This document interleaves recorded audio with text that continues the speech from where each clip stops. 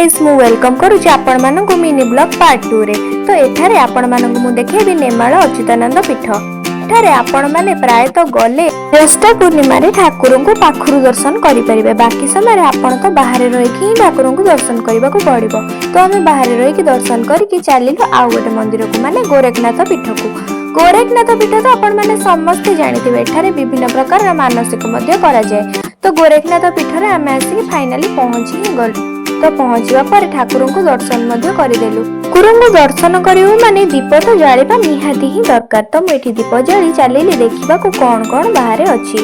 तो देखिबा को गले एठी गोटे मु देखिली पोखरी जोटा कि बहुत बड़ थिला आ सेथिरे गोटे साप कूल आड़ी की पळे आसुतिला। सब जिंस देखि आमे बे चलु मां सारळा को पीठ को। पहुंचला बेल को हेई जाइतिला संध्या टाइम। तो संध्या टाइम रे संध्या आरती आमे देखिबार सुजोग मध्य पाइथिलु।